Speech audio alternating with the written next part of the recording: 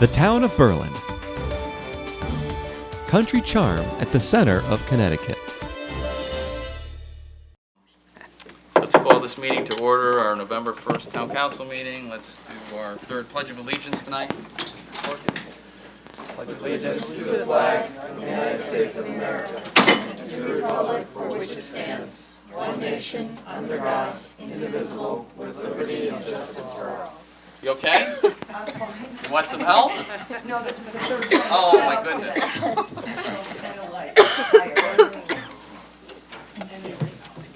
Thank you, Adam. Thank you very much. All your help, appreciate it. Not going to work, is it? No, not going to do it. Not going to happen. Thanks again. Okay. Where's the consent agenda? Roll call. Councilor Campanelli. Here. Councilor Evans. Here.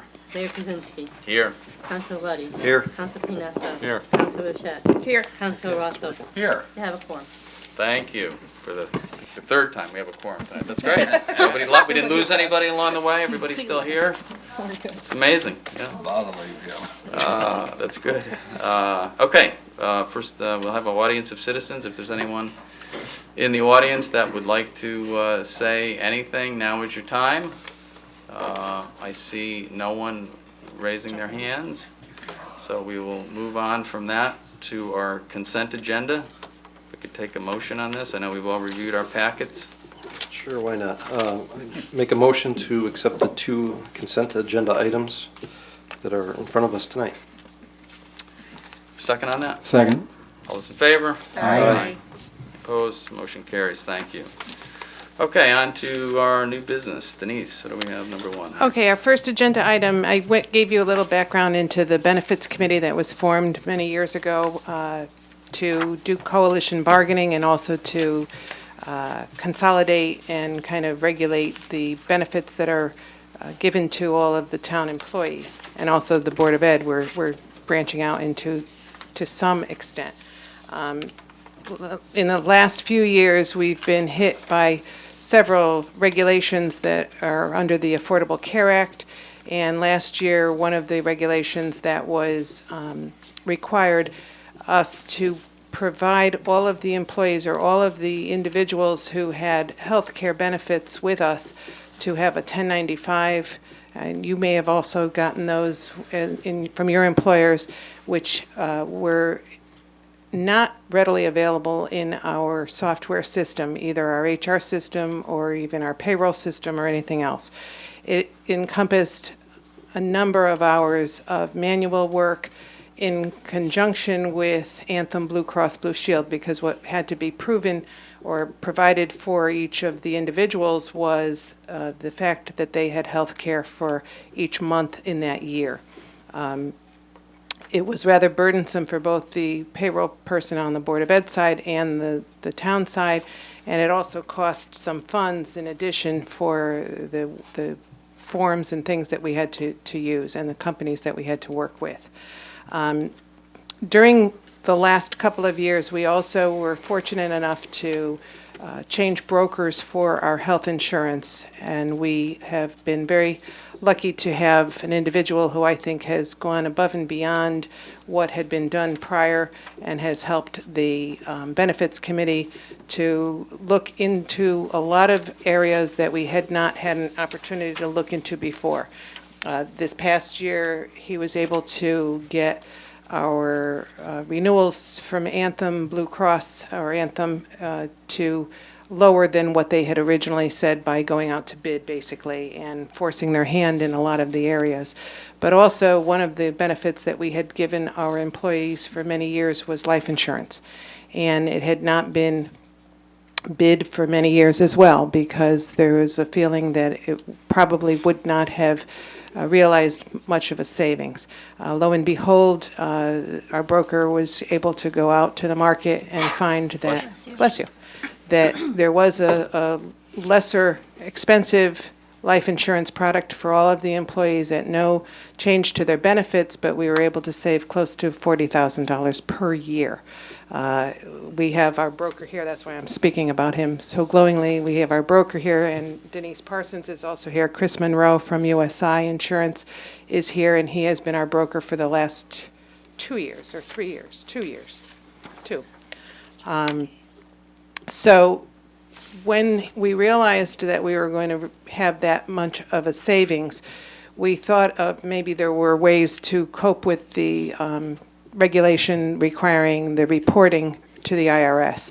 So Chris investigated some of the vendors that he knew provided such software programs. He was able to look at 4 different vendors, and I had spelled out, I think, several of the vendors that he had looked at. Employee Navigator via eBenefit, Employee Navigator via Progressive Benefit Solutions, Benetrack, and PPI. He went through a cost analysis, and he also looked at their past customer service records with other people that they deal with, and he deals with them himself. Based upon all of the above and his prior experience, he's recommending that we proceed with the Employer Navigator through eBenefit. This is a little complicated because each line of the departments includes a life insurance piece. So the reason why we're doing this kind of convoluted way of paying for it is because at the end of the year, the savings that we're going to realize in each of the departments would flow into the general fund. So what we're looking is for a transfer from that fund balance, because it'll flow in at the end of the year. We're going to be realizing savings even immediately. We've already started to realize the savings. But so we're asking to transfer from the fund balance prior to the savings going in at the end of the year, the sum of $6,000, which was the town's portion of the savings or the cost of the software program. The Board of Ed will also use the same software program, as we are on the same payroll system with the Board of Ed, but they'll take care of their costs themselves. Chris is here to explain the process that he did if anyone has a question, and Denise Parsons is also here to answer any questions from a HR perspective. Okay, thank you. Motion on this? Okay, move to waive the bidding procedure and authorize the town manager to enter into a contract with eBenefit Marketplace LLC to provide its Employer Navigator software and to manage the 1094-1095 reporting component for 2016 in the total amount of $15,950 for the fiscal year 2016-2017, since it is in the best interest of the town, and to transfer the sum of $6,000, which is the town's portion, from fund balance into the townwide computer support account. Second on that? Second. Any discussion? Yes. I have some questions for the broker and maybe Denise as well. I do too. Come on up.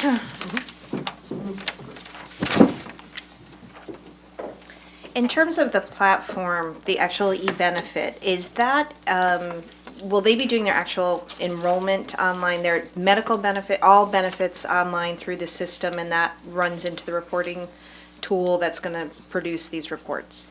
Yes, good evening.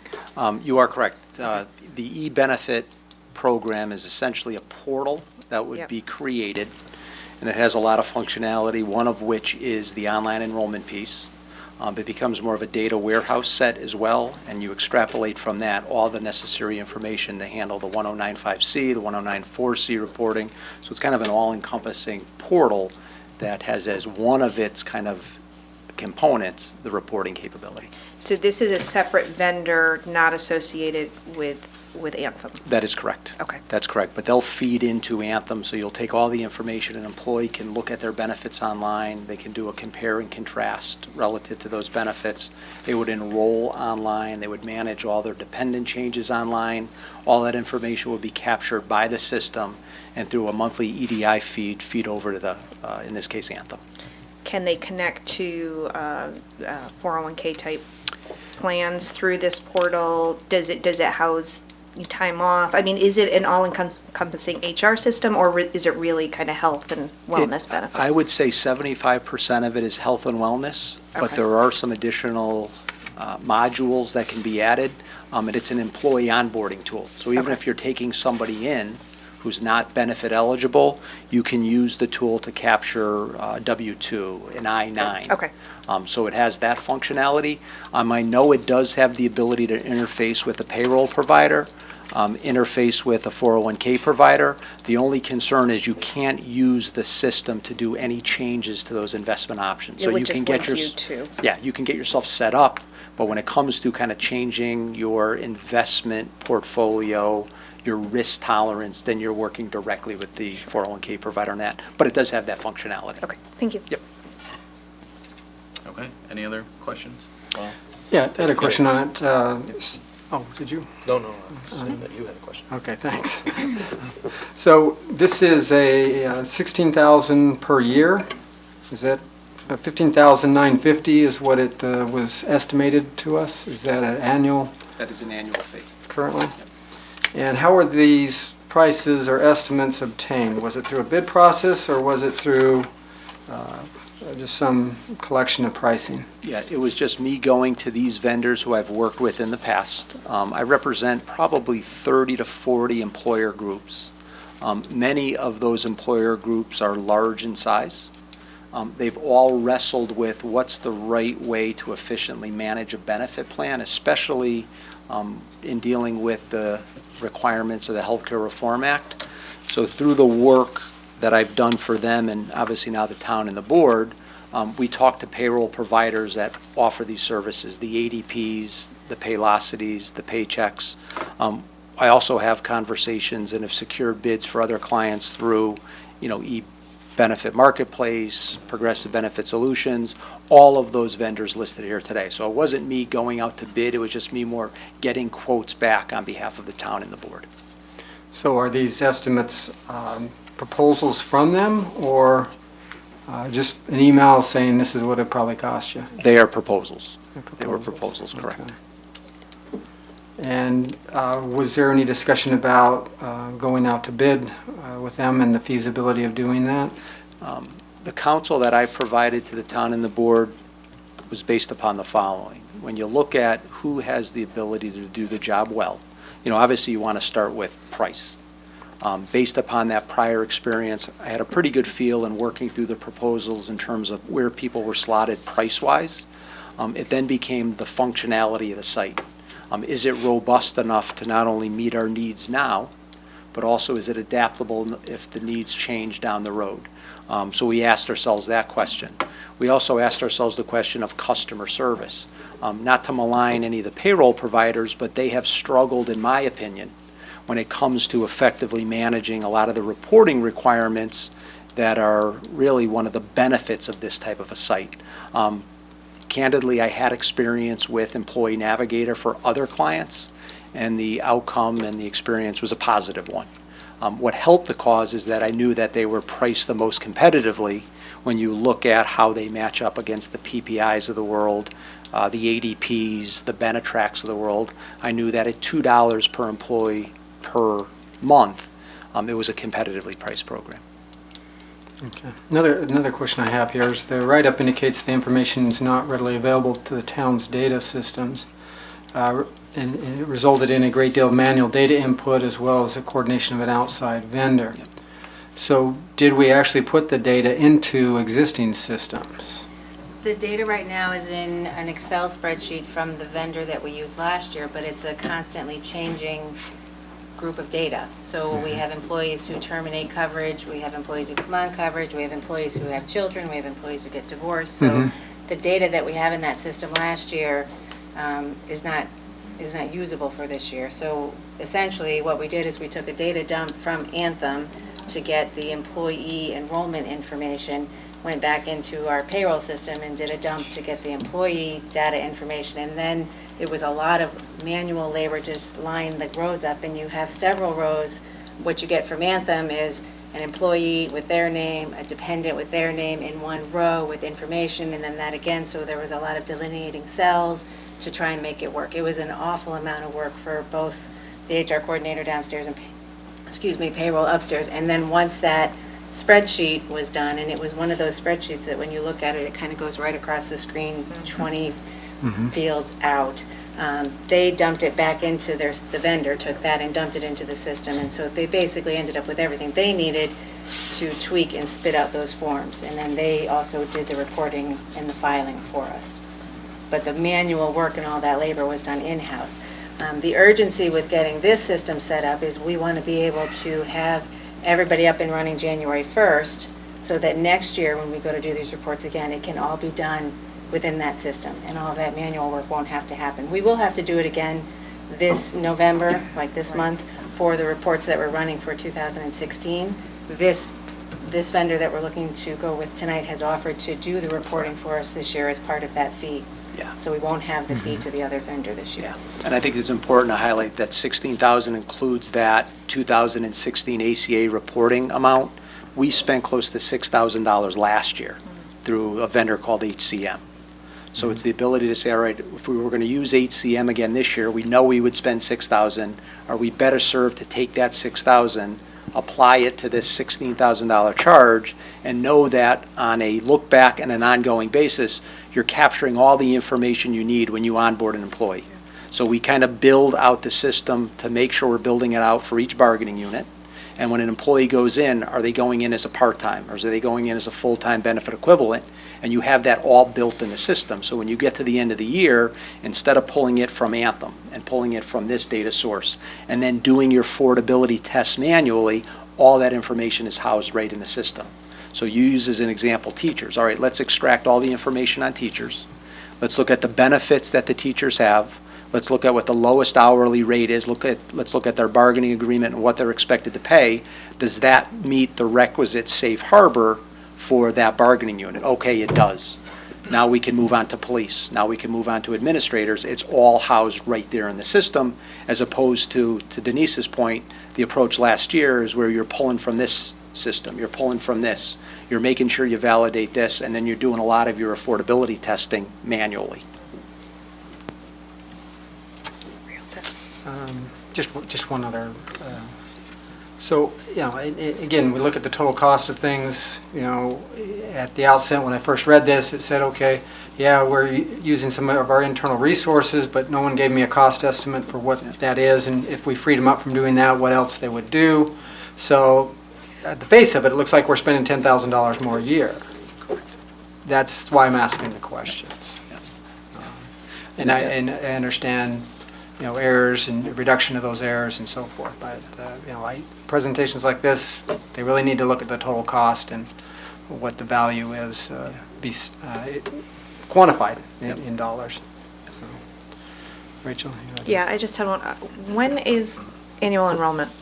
July 1st. Okay, so we wouldn't miss, We would be able to use it for this coming July 1st enrollment. And the nice part of getting it started for January 1 is we'll be able to have all the data in the system, and we'll have a very good understanding of how it works by the time open enrollment comes around. And then open enrollment in July will be all online. And we'll have all of our employees putting in their own information. and let me just ask Chris, as the broker for the town, this was a concern that was brought to you by the Benefits Commission, is that correct? And Yeah, then- no, it's more me putting out the, hey, we might want to consider this approach. Every client that I have, they struggled with the ACA 6055 reporting. And the struggles centered upon, if I'm going to do it through a payroll provider, the payroll provider has tended to fall down as far as getting me what I need. I need a solution. And a lot of the concerns were really on the data gathering. So this became more of a discussion that centered around, hey, we marketed the life insurance. We were able to extract a $40,000 annual savings that's guaranteed for 3 years. So we do feel like we have a reduction in cost. Is there value in applying that to something that will make everybody's lives a lot easier? As much as we focus on the ACA thing, this is a very nice portal, and I believe it presents the benefits well.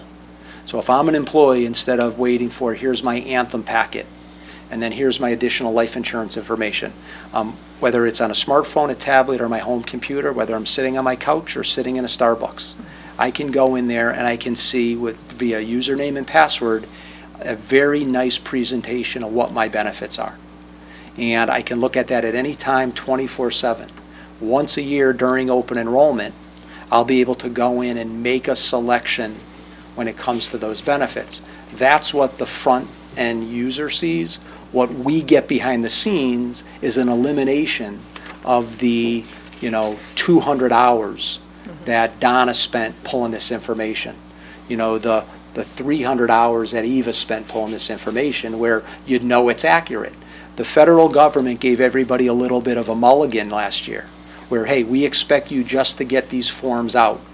And as long as you get them out, you're good to go. We'll give you until the end of May to get them out. There's no such mulligan this year. You've got to get it out by the end of January. And oh, by the way, if the forms are wrong, you're subject to $250 fine per incorrect form. So there's a financial kind of cloud if you don't do it right. When we started to get into this system, it was originally a front-end benefit system. And then the gentleman said, listen, we have the adaptability to really make this robust from a healthcare reform standpoint. If we do this for 1/1, we can handle all of that 2016 reporting, which will save you the $6,000 that you're paying to HCM, and then we'll have the system built out, tested, so when we go live with open enrollment, it's all right there. And Denise, let me just ask this, and I promise this will be my last question. To Mr. Evans' point, is there things you could be doing other than this, or the HR stuff? Absolutely. Okay. And beyond the Bless you. 1095 hours that are going into this system will also be beneficial annually when we do open enrollment. So every year during open enrollment, I spend an enormous amount of time pulling all the information together, packaging the information, sending the information out, collecting, confirming, reassuring, reaching back out, I don't have your form yet. All of that can now be done electronically, much easier, and there'll be easier reporting because everything is already in the system. It's going to take a lot of that hands-on work that I'm doing every year for both the Board of Ed and the town, and streamline it immensely. And we would be welcome to the 21st century. We would love Well, and the work that was done by Donna and the Board of Ed, Doreen and Eva, was in addition to their, last year it was kind of just dumped on them because there was no choice. Even though they had a little leeway in the beginning of the year, they had their regular jobs and then they had this reporting to do. And our payroll company and Anthem really, they were as helpful as they could be, but they also were struggling with their own issues in terms of getting theirs done, and then also trying to merge the two wouldn't work. That just wasn't possible. Anthem just couldn't give us the data that we needed just because of the way the requirements were. So that was in addition to the normal work already. So it's not like they're going to have 200 extra hours. They didn't have those 200. They spent a lot of nights doing. Yeah, and I think to the point, it's not just tracking on employees. Because we're self-insured, because we're considered a large employer, we're tracking on not only employees but all dependents, so spouses and kids. And you're not only tracking on, hey, this person's on the plan. Well, here's the subset of people who are on the plan for all 12 months. And here's the folks who are on for 2 of the 12 months and 5 of the 12 months. So you're constantly managing those who come on, those who come off, and you have to do it in a manner that's copacetic with what the federal government expects of you.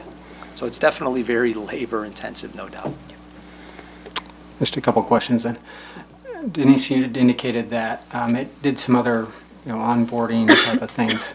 Is that another feature add-on that we'll get later, or is that included in that this price presented? No, that's included in this package. Okay. And then a question for Mr. Monroe. Why would you recommend not going to bid for this? I think I have a pretty good sense of the market. And if this was $12, $15 per employee per month, then there is the tendency to maybe miss something. But at $2 per employee per month, I've been doing this long enough where I was comfortable knowing kind of what the market was driving. For other clients, I have gone out and got proposals. I got proposals here. So what I had counseled the town and the board was, when you look at $2 per employee per month, it's more than just somebody who might come in at $1.80 or $1.60. This is only as good as the customer service support that stands behind the product. And I've worked with these vendors for other employers where I felt very comfortable saying, these are the two that you want to focus in on. You want to focus in on Employee Navigator through either e-marketplace or PBS, because they are that good and they're local. You know, you work with a Paychex, you're getting somebody in St. Louis, Missouri. You work with these two vendors, e-benefit marketplaces, they're in North Haven. Frank Menger will get in his car and be here in an hour if there's an issue. So that's what kind of motivated me to say, I think these are the right vendors. And we're also under a time crunch. You know, as we were getting closer to January 1, we have to get this onboarded prior to January 1 to get its effectiveness fully realized. So it's a potential to bid it out in future years to have this. Yep. These are annual contracts, so there's no thing like tying our hands to this vendor for a 3 or 4 year period. We can cancel at any time if we felt that, hey, maybe there is a better, we have the luxury of time to be able to go out and look at others that are in this market. Okay, we all set? We have a motion on the floor. All those in favor? Aye. Opposed? I'm Motion just gonna carries. abstain. Yep. Just- Sustain? Yeah, I'm gonna abstain. One abstention. Just in case. Okay, all right, one abstention we have. Thank you, Kristen. Thank you. Thank you. Thank you very much. Thank you. Denise, thanks. Thanks a lot. Okay, number 2, Denise. The town has received a State of Connecticut Brownsfield grant to conduct the environmental assessments, as you recall, 73 Woodlawn and 586 Deming Road. The town's consultant for the investigations at 586 Deming Road, Teagan Bond, recommends additional testing to better determine the extent of the environmental contamination and the probable cost for remediation. It's the former Micron property on Deming Road. The town is eligible to apply for the State of Connecticut's Supplemental Brownfields Assessment Grant, so that's what we're seeking in the amount of $35,000 to be used for the additional environmental investigations. The property owner would come up with the matching amount for the grant. 30%. Oh, enter into an agreement with the property owner to provide some matching funds. It's 30%. 20 or 30? 20? 20? It says 20 here. Yeah. Twice. It'll likely be 30, so it'll be. Oh, That's better. Chris is here to discuss or answer any questions.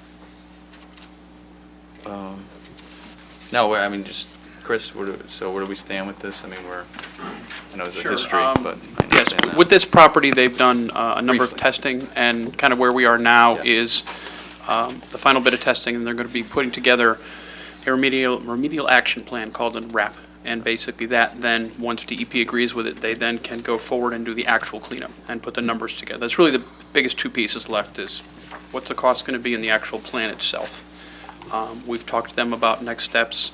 The biggest issue right now is because of not knowing what DEP will or will not accept, they haven't been able to lease it, sell it, and this will help them take that next step on making something happen with it.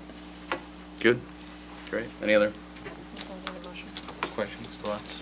Yeah, my only question Yes. was where they're going to cover that, whether it's 20% or 30%, they're covering the matching, whatever it is. We just have to be the conduit to Yes. ask the state to provide the grant. Yes, we are purely the conduit, and yes, they are matching it. I think it's 30%, and I can verify that, because again, this is something where they need to be invested in as well as the monies from the state.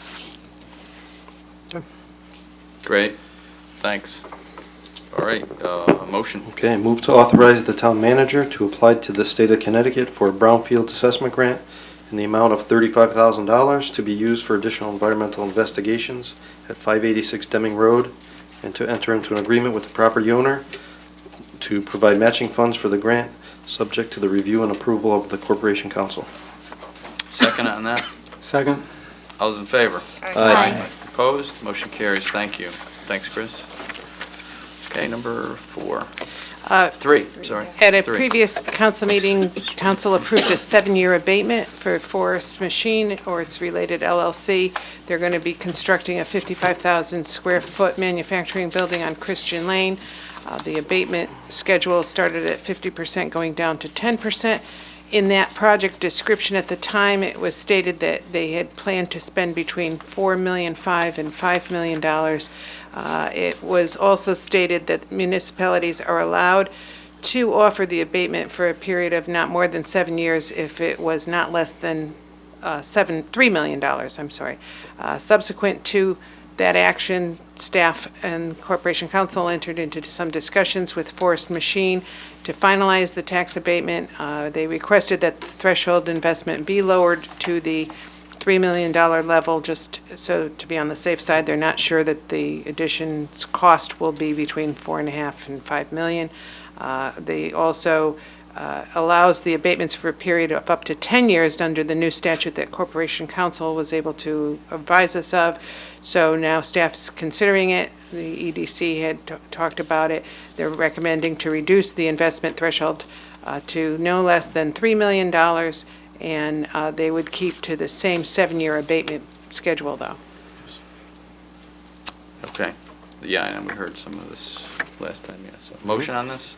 Okay, move to amend the previous authorization for the town manager to enter into a 7-year abatement with Forest Machine for construction of a 55,000 square foot manufacturing building on Christian Lane, reducing the cost from $4.5 million to $5 million to not less than $3 million, with an abatement schedule applying to the increase in assessment resulting from real property improvements as follows. Year 1 at 50%, year 2 at 50%, year 3 at 40%, year 4 at 40%, year 5 at 30%, year 6 at 30%, and year 7 at 10%. Okay, second. Second. Any questions? Any discussion? Hearing none, all those in favor? Aye. Opposed? Motion carries. Great. Thanks. Great project coming. Okay, number 4. Now we're The town has received notice that it's going to be receiving a $5,000 steep grant from the state of Connecticut to fund the second phase of the Main Street streetscape improvements. Council must pass the attached resolution to allow it and to also execute any other documents and an assistance agreement with the state of Connecticut. Chris is here to also discuss the plans as far as what the potential use for the $500,000 would be. okay. Let's take a motion, and then we'll. Okay. If you have any questions? Looks like there's 2 here.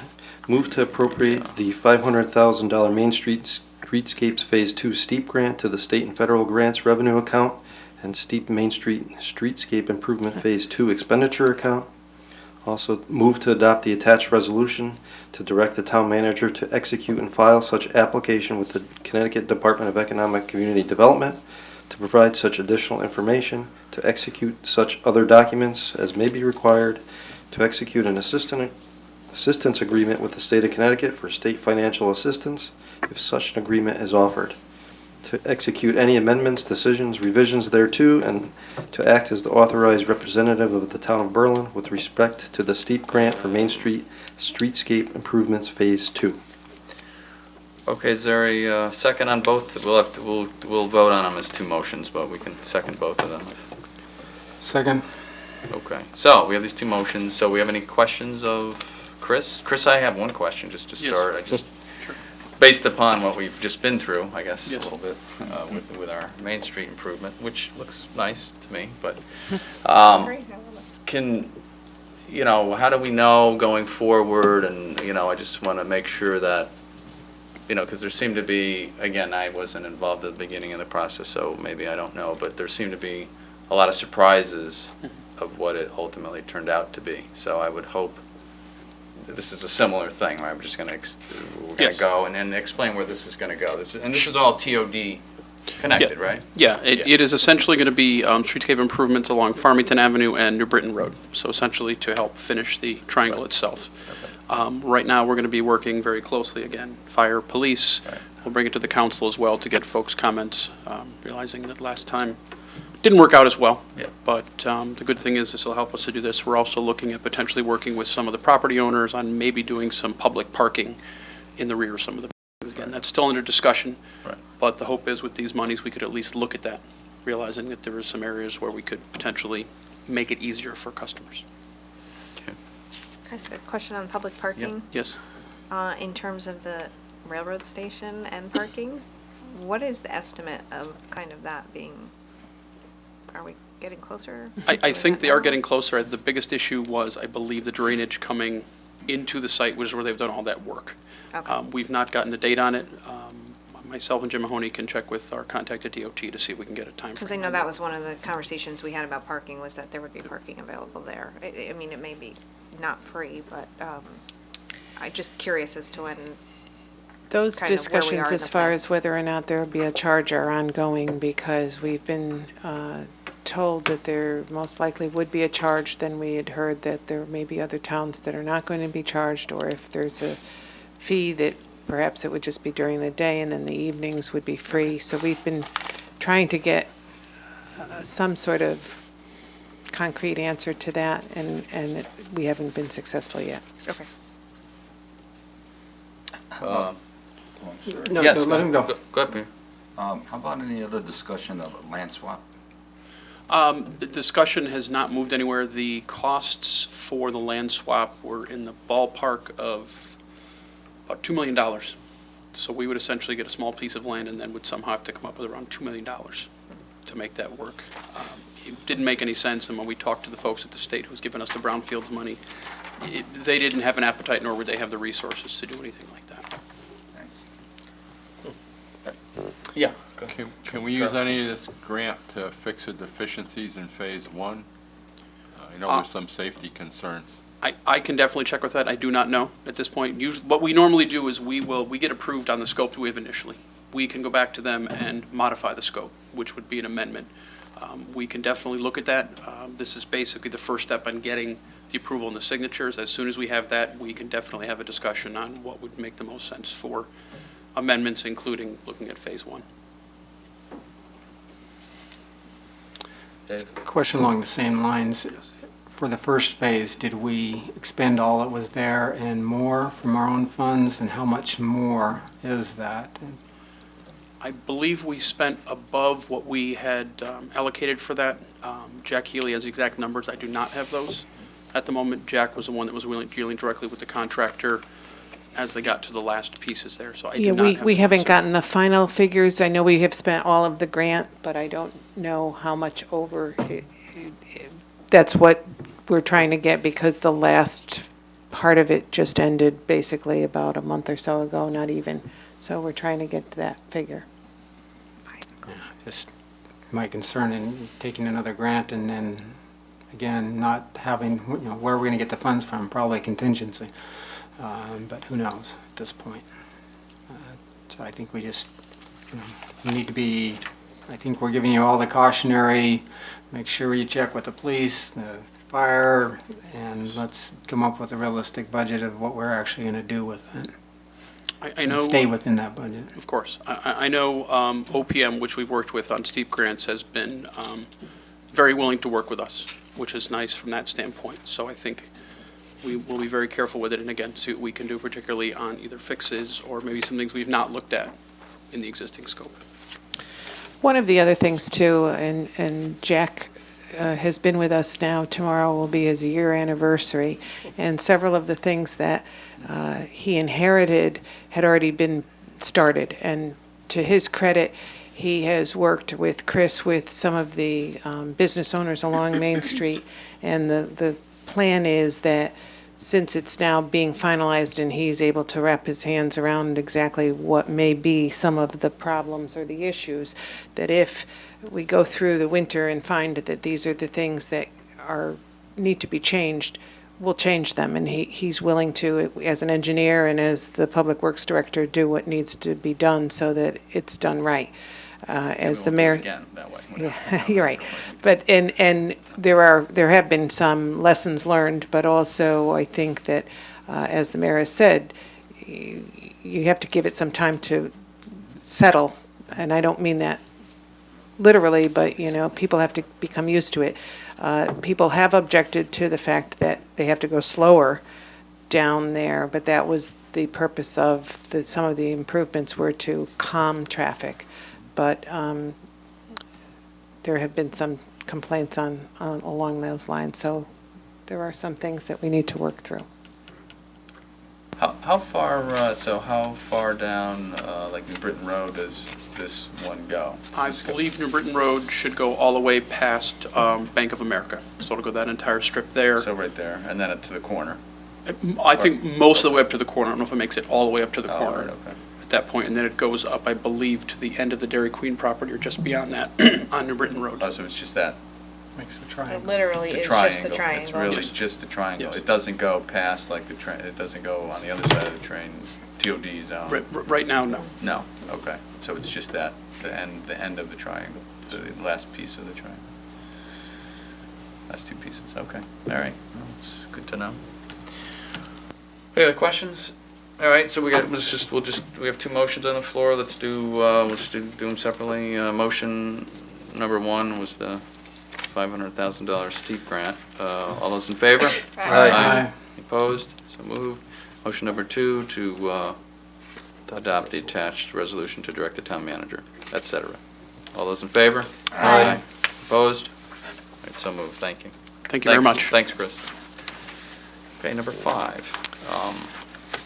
I just put this on there just to keep us updated. I know you guys had a meeting today. I know I wasn't part of it, so either Denise or Attorney D'Onofrio or both, just if you just could update us. I know Joe's here too. You're welcome, Joe, as well, to update us. So I will Whoever- defer to Attorney whoever- D'Onofrio. fine. We met with Mr. Bajorski and his development team here in Town Hall this morning and discussed the various issues under different iterations of the project, including the regulatory path. Helen Riggins was there to provide input with regard to planning and zoning issues or solutions to planning and zoning issues that may arise. We talked about the modification of various documents that are necessary for the project and the costs associated with those modifications. We discussed the financing process as well as the timing of getting the project back on track. Of course, as you well know, the impetus to the discussion was not only the town council's interest in perhaps carving out the 4 acres that are the subject of the conservation easement or the open space agreement, which is what it really is between the town and the state of Connecticut, but also the fact that the delay of conveying the property as a result of the timing of the discovery of the conservation easement has, as we discussed 2 weeks ago, put the project into a different funding environment. And therefore, the consultants for the authority believe that in order for the project to be competitive in the low-income tax credit market, as it currently stands, the number of 2-bedroom units need to be increased from 16 to 26. So we talked about the costs associated with carving out the 4 acres in terms of, look,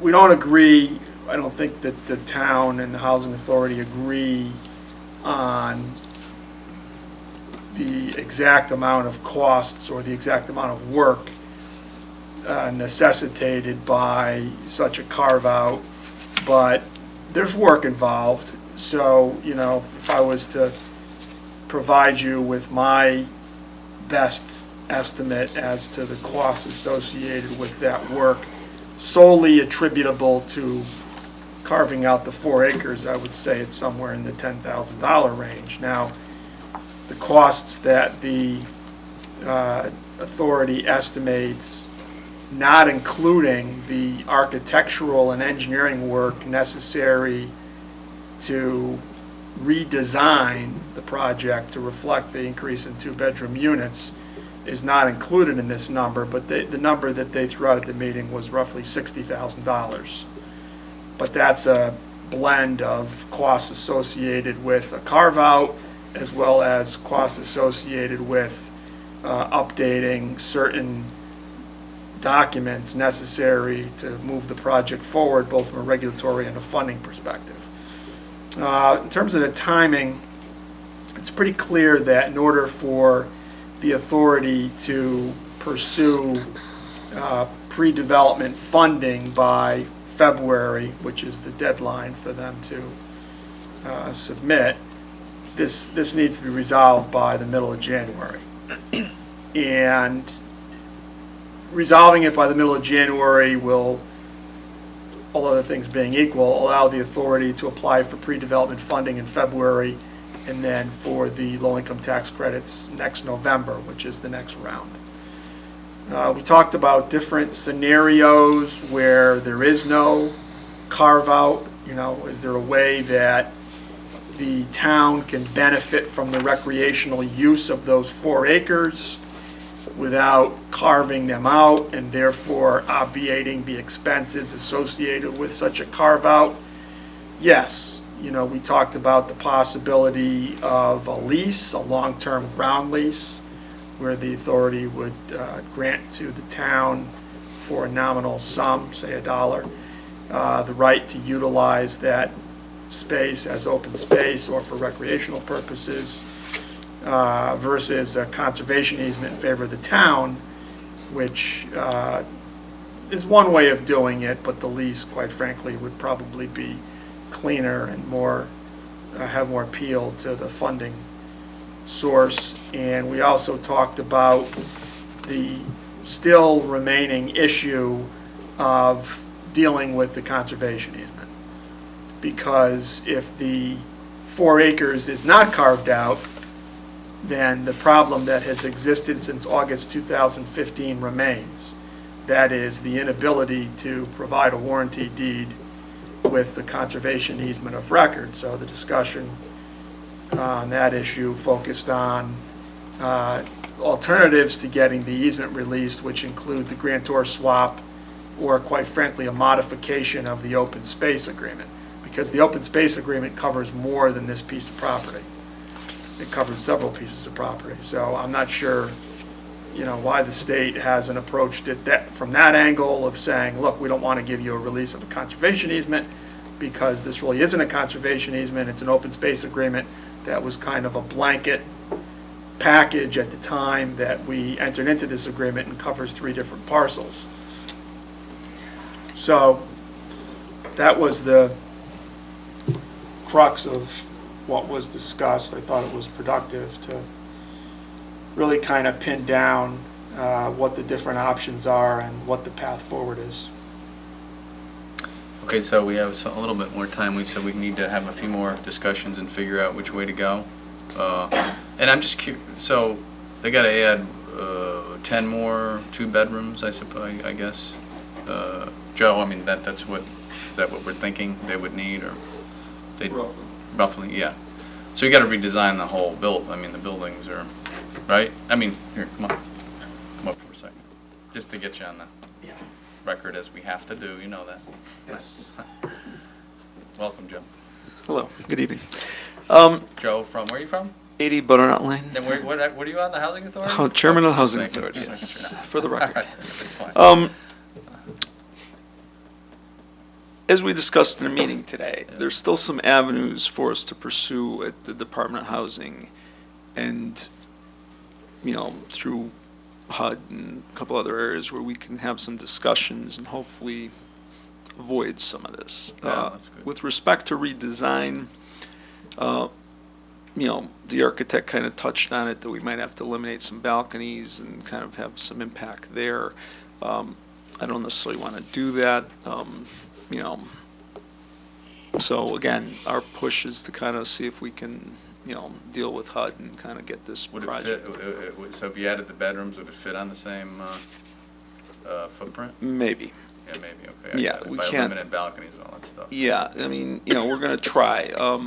And again, that's where the 8 acres versus 4 acres and coverage of the lot and, you know, bedrooms, parking, things like that come into play. So, I mean, there's a lot of components to consider here. And I don't know if you guys discussed it, again, I wasn't there, so I'm sorry I'm asking questions, I know you guys probably had enough of it today already, but I just, you know, the biggest concern I've sort of heard, I know the carve out, the conservation, I mean, that's all concerns for the town, and I know we'll figure it out with you guys, but my biggest concern that I heard through all this process, and I know you're working through it still, and I know maybe there's not an answer yet, but I mean, obviously we want this as a senior housing project, that's what we want. Correct. And it seems like that may be more difficult now, or at least at first Nothing, blush, nothing right? nothing with this project has been easy. Well, we all know that, I think, we all see that, no doubt about it, so, I mean. My goal is to get a senior housing Yeah, project okay, there. good. No, I know that's all of our goals, and Yes. that's what we really need in Berlin. We need a lot of things Correct. in Berlin, but that's one of the things we've been waiting Yes. for, and that's why we like this And that being project so said, much. I just want to clear up some misconception maybe amongst the council members. The town of Berlin currently does not have 100% senior housing. Our two projects are elderly and disabled, so you could Yeah, be okay, right. 18 years of age and live there, Yeah. provided you're Disabled. Yeah, okay. So Okay. we technically don't have Right. just senior housing. Okay. And I know this gets into the weeds of Yeah. No, it's affordable good to housing know. development, but, I'm hoping, there's some avenues available to us that we need to exercise, Yeah. but we can't really exercise them yet, so, Yeah. Okay. and that involves funding and, Right. Right. some areas along that As you line. said, nothing has been easy. No. And it just seems to get more difficult. Yes. As we go. Yes. We would hope it would get easier. I get it. Just a Yes. quick question. Now, I believe that I'm for the senior housing project, but I just want a clarification. Senior housing is open to anybody. There's no preferential treatment to Berlin residents, right? Okay. Correct. It's That's what I done, thought. what we do is we post, when our waiting list expires, so to Mm-hmm. speak, we post a notice announcing the opening of a waiting list. It's usually a 30-day period. People come in, submit applications. They get a lottery ticket number, and then we basically draw a lottery to determine their placement on the waiting list. And that waiting list exists for 2 or 3 years usually until exhausted. And then, That's a long time. yeah. Right now, we're probably in the range of 100 people on that waiting list, so it's, Well. That's what I was trying to get at. How long is the list? I have a question. Yes. And I kind of alluded to this last meeting, and you just brought it up now, but about by creating more low-income housing, kind of low-income,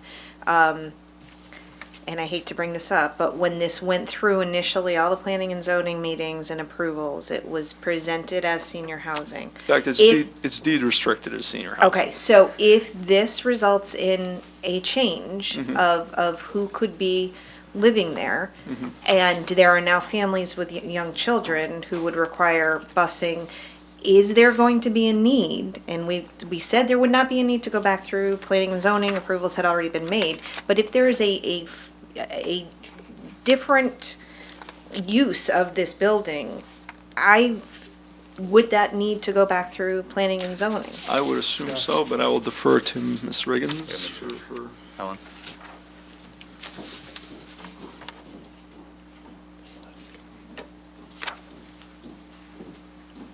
To go back to something that Joe said earlier, if right now the housing that he has right now is elderly and disabled, then it doesn't match our current regulation. So that must have been approved under another one because it just is senior housing right now. But I'm not saying he's wrong or anything. It was probably approved under another ordinance. It's been around for a while.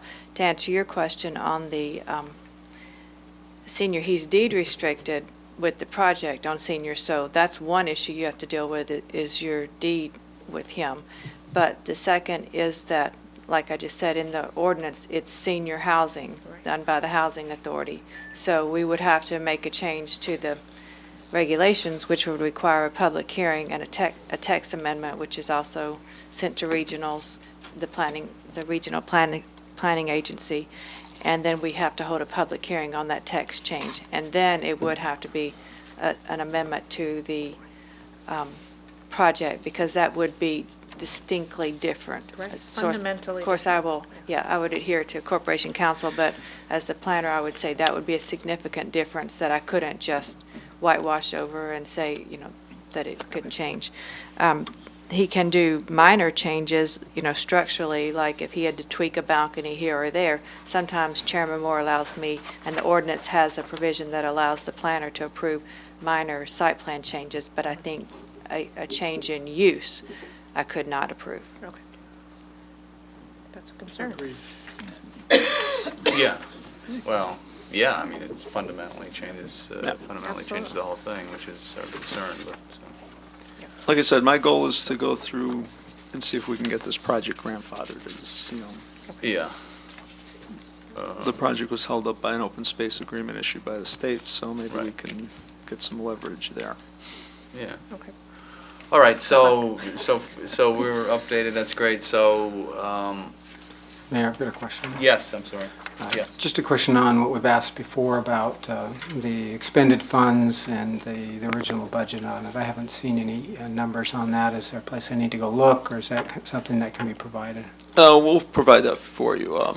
You know, it's been a whirlwind trying to nail down the $60,000 in costs, because, you know, I believe our last conversation was $75,000, so I had my guys kind of drill down a little bit on that number and try to get as close to realistic as they could.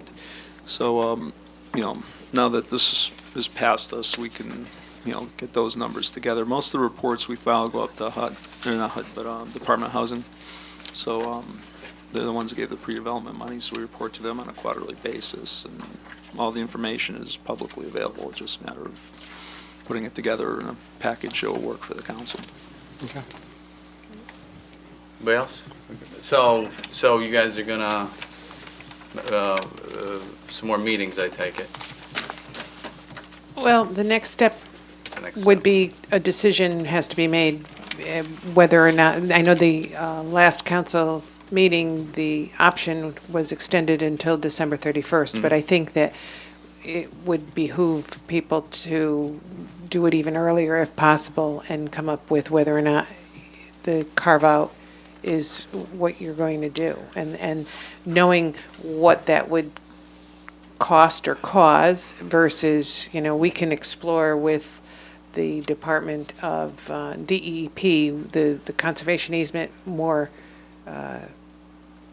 carefully, or, you know, in different arenas. We discussed a little bit of options as far as trying to either change the grantor or doing the full, because the full-blown release of it might take a lot longer than January 15th, and that's our concern. But I think that we might be able to pursue the other option. So Now, would we change that option agreement now, because things have changed? I mean, we really don't know actually what's going to be on that site now. I mean, I know we're striving to do what we started out to do, and I understand we're all embracing that, and, you know, that's what we want to do, but in the end, it could be something completely different. It could be affordable housing development, and again, you know, the neighbors, I'm sure that would be a whole different concern. but that would happen regardless of whether No you matter had what. the 8 acres or the 4 acres. Right. I think the first shoe that needs to drop on this is deciding what we're doing with the land. Yeah. Because we really can't move Yeah. forward on anything until there's. But we some can decision. change something in the agreement about what, I guess, the town could, you know, if we, like Attorney D'Onofrio mentioned, maybe the town would be able to use it for passive recreation or something. We can work on perhaps the language a little bit more if we. I think the simplest, because I know the current language in the open space agreement / conservation easement, whatever we're going to call it, Yeah. prevents a transfer of the land. So if we swap grantors, we're basically in the same position where we can't transfer the land. However, if we have a ground lease, we're not transferring the land, we're just giving permission for the town to utilize that land. Right. So, you know, that's an option that we're open to. As I've told you before, we are more than willing to work to a positive resolution for both parties, but it just, you know, we need to kind of get Well, a just out of decision. curiosity, just, and I'm just asking this because I don't know, but, so you spent all this money, you know, rightly so, to do what we thought would be a senior / disabled, or, well, now, maybe just a senior project under our rules, but it doesn't come to pass now.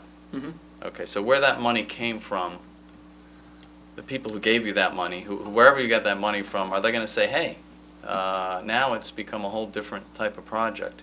Well, that What happens then? Just out of curiosity. a lot That's- of I know that's yeah, the, a lot of what this you have money to deal came with, from- but I'm just yeah. curious to know. A lot of this money came from HUD.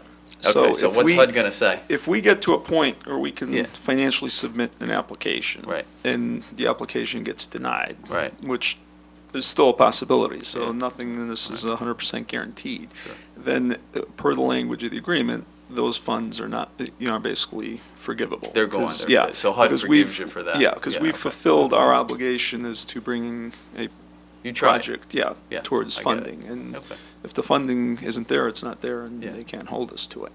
If we just kind of wash Forget our it. hands of Yeah, it and see you say, later. "Hey, we're Yeah, not no, going I to do get anything it. here," I'm then sure they wouldn't that's take a very whole kindly different. to that. No, I Yeah, get that's that, a whole yeah. different attitude. Okay, no, I'm just curious, okay, I appreciate that. Okay, so let's, that was the discussion, I know, so we'll come to a consensus here amongst yourself, Joe, and Housing, and Denise, and Attorney D'Onofrio, and then we'll get to the council here. We still have a little bit of time, not much, so time is of the essence. Yes. We'll work on it. Yeah, we'll try and Yeah. get it done if we can for the next meeting, we'll see if we can do that. All right, thanks. Thank you. Thanks, Thank Joe. you. Thank you. Okay, moving on, appointments, there's two different ones here. The first one is the Park and Rec Commission. We have some different applications here for that one. We have a couple, three candidates now.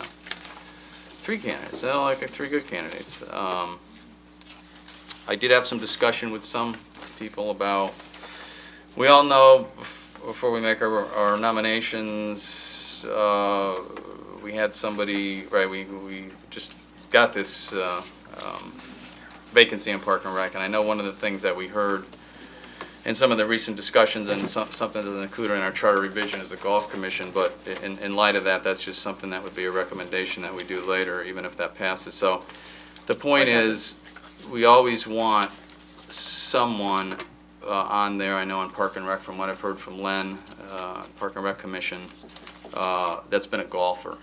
That seems to be, I've heard it from a lot of golfers actually, about that. No one's ever there for a golfer, they don't know what happens there, so, you know, that's important to know before we make this appointment.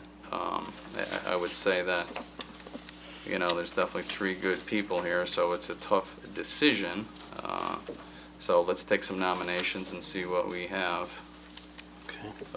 Brandon, if you want to make I'm one. going to nominate Peter DeFazio for the Park and Rec Commission, sorry. Okay, I think thank this you. is the first typed one I've been able to read and not mess Yeah. up someone's name. It's very clear. Do we have other nominations? I'd like to nominate Billy Vaquero, William Vaquero. Okay, thank you. Any others?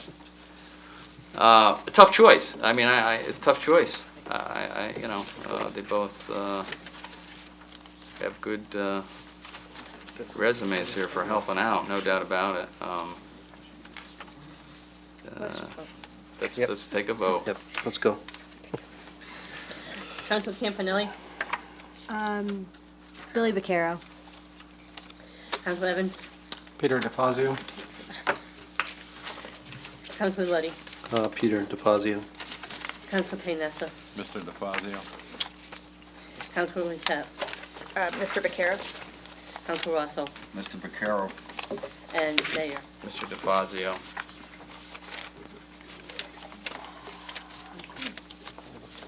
All right, thank you. So, welcome, Mr. DeFazio.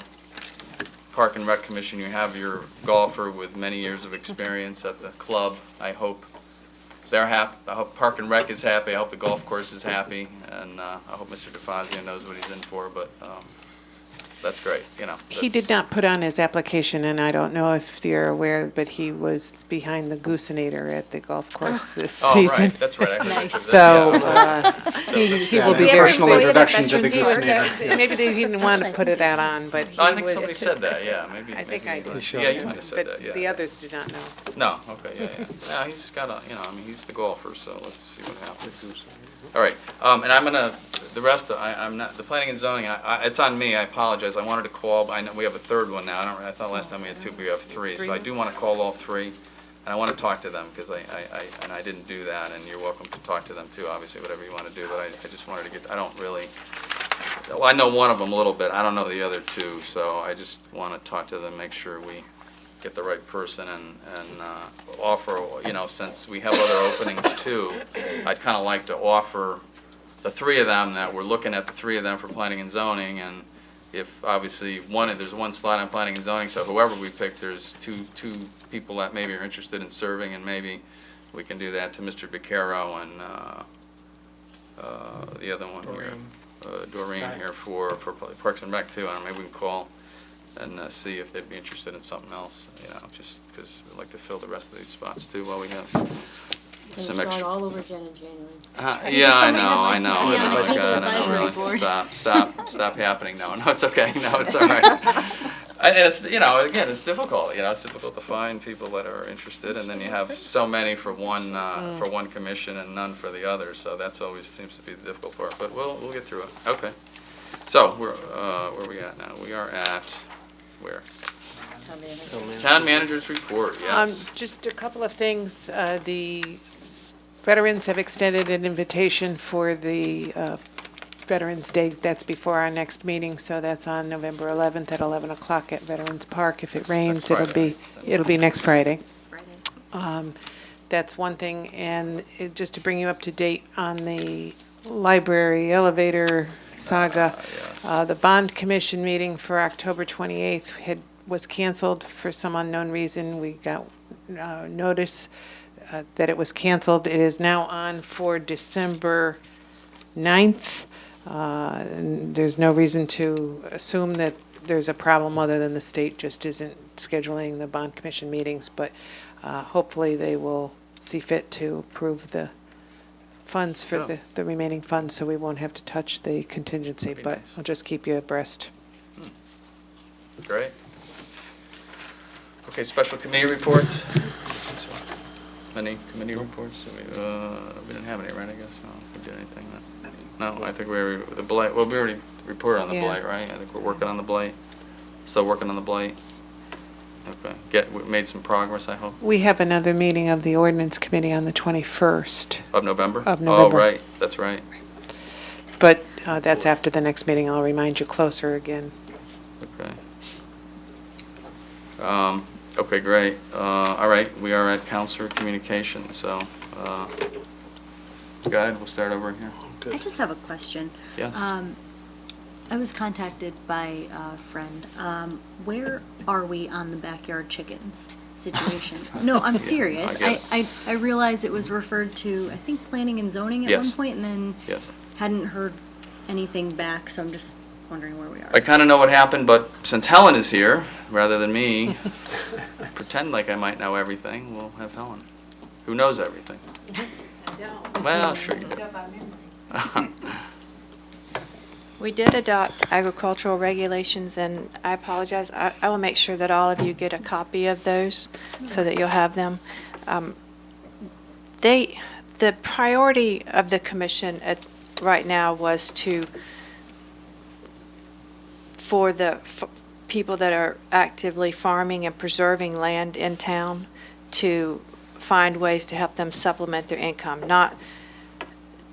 And later, I think they'll look more at people who have, residences and things, but they're looking at saving and preserving land and helping those people do that by finding alternative sources. So the agricultural regs that have been adopted right now went about establishing what a farm is, and they set guidelines for a farm and how many acres you had to have. They didn't all have to be in, adjacent parcels, but you had to have a minimum of like 3, and if you had a cumulative, I think, of 20 acres, again, I'm going by memory, it's been a couple of months, but if you had 20, then you're outright allowed to do so many of these farm activities, and then some of them that might require input from other departments, like a winery or a maple tapping, touring, or wedding venue or something like that, where police might want to have input on control or something like that. Some of those rose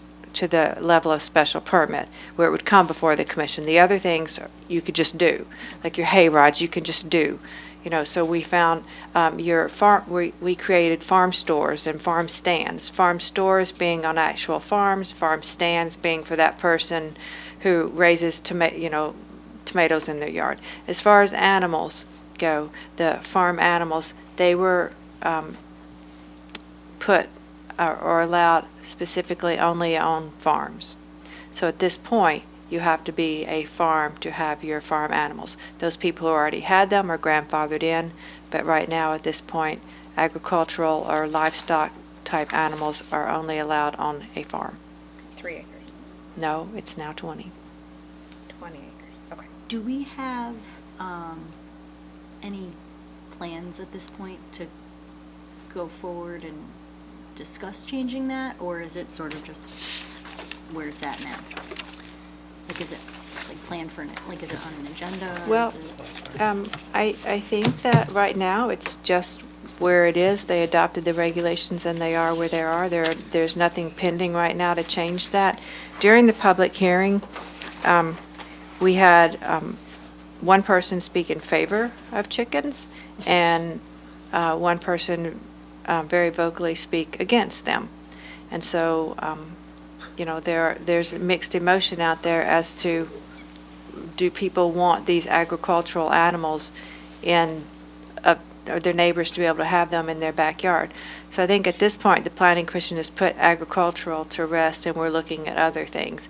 That doesn't mean that if someone has an issue, they are welcome to always propose an amendment to the regulations.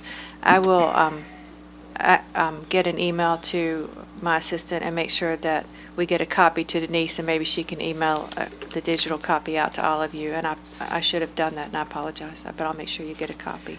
I appreciate that, thank you. Sorry to Anything put you else? on the spot. Thank No, you for that's the okay. information, I appreciate it.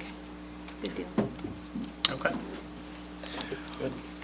Mr. Peter, what say you? Let's all exercise our right next Tuesday to pull the lever of your choice, and, well, not anymore, now Yeah, just color fill in the your circle bubble. of your choice. Fill in the dot. I would echo what Mr. Rosso said, and just to make people aware and remind them to turn over their ballot. This is a much longer ballot than we've had in the past, and the charter questions are on both sides, as well as elected officials on both sides. So just a reminder to make sure you fill in both sides. Okay. Good reminder. Yes, sir, Charlie? While we're on the subject of the election, Yes. in last week's paper, there was a flyer that indicated that Kensington Fire Department was sponsoring a meet and greet for a candidate for the House of Representatives. And I'd like to caution, I don't know how it came about. I don't know if the fire department was even part of creating the flyer, but I really don't think town departments should have the appearance of supporting one candidate or another. There's no attribution that's required by law on the flyer. I'd be happy to pass it down to you. Yeah, I saw that. And I'm not looking, Was that the say it Home was Depot thing? I Yeah, think that was yeah, Home yeah. Depot. That wasn't Kensington. No, but they Fire didn't Department. sponsor it. Home Depot but sponsored if it. you Depot read did. that, you can't tell who Yeah. sponsored It it. says Home Depot. But they're right? just going to be there. It's at the Home Depot. But And it it's- says it's a- Kensington Fire Department joined so-and-so for a meet and greet. I think that's a No, stretch. that's not but- what okay. it said, though. Yeah, I think that's a stretch. I have another copy. Activities include Kensington Fire Rescue was invited to It's a stretch. give out Yeah. smoke detectors It and says things. Kensington Fire Rescue Activities discussing included smoke and Kensington carbon. Fire. Right, they were Rescue. asked to And then Giving give out, gifts, blah, blah, blah, and Christmas trees, 10 a.m. meet. right. Okay, so, I would just like to make Okay. it clear to town departments, if they are using an advertisement like this, to make it clear that they're not part of a political. I did speak to Yeah. Mark Lewandowski, and he had been asked to go to the event by Home They do it Depot every year. I think to Home give Depot out does this every smoke year. I've detectors. been He at it. was not a sponsor. He But didn't it's- know Yeah. who was going to be there, and I think that was Home Depot's putting together the flyer. It wasn't the town department. Yeah, yeah. I didn't say the town department put together, I would just like to caution them, if indeed they were used or misrepresented, I would like them to avoid that. I just want to make it clear that they were not a sponsor. Oh, I didn't say they were, I'm Yeah. saying according to this flyer, it's very unclear. I'd like, eliminate that in the future. Because the state election laws are pretty clear, it's supposed to be. I don't think we can control what Home Depot does, number one, right? I Okay, mean, and it's. if you think that there was a violation, perhaps you should file a complaint with SEEK instead of bringing it town before council this meeting. body. You can't do anything about it. Well, I think So- we can mention it because our fire department was on it, so I think that gives us the right to say something about it. I think we all have the right to express our Absolutely. opinion, right? So I'm not at the condemning meeting. the fire department, I Right. admire what We're- they do. We're just saying they might I'm have just just, offering a they word might of caution innocently in be the put future. on here, and it just looks, it might look, looking at it, Yeah, right. you could say yes or no. I know it's Home Depot's, and obviously these two people, looks like they sponsored it, but, you got a big, you have one, you don't have meet and greet all the candidates, you have one candidate, and you have Kensington Fire Rescue, so, I mean, poor Kensington Fire Rescue, they got dragged into it, I get it, but they probably just need to make sure when people put, or any town department on a flyer, right, that just be cautious that the town's not endorsing anyone. I would just like to point out that last summer, there was a similar issue with a post regarding the police department's Facebook page, and I spoke out against that, and I've been sort of crucified in social media and in the newspaper for doing so. So I'd just like to point out that we're all on the same page here. We're all trying Good. to protect the town and their departments. Right, that's it. You guys are doing the same thing. Right. So whatever happened, if, Right. you know, Right, that's what we're trying to do. Okay, Protect the great. fire So department we're- and the town. No, we're not. great, so we're all on the same page then, That's the page as far we're as on. that goes. That's right. Excellent. Mayor? Yes. Please don't misunderstand my comments. Yeah, I'm yeah, offering a word of Let's try to- caution. I'm Right. not Yeah. out to harm anyone or look for a reprimand. I'm just offering a word of caution. In the future, we should try to avoid that situation. Yeah. Great. Dave, anything? No. Brendan? I have one comment, which which I'm sure will be fun, but there was a letter in the Herald. I found it very disturbing, basically calling our charter action illegal.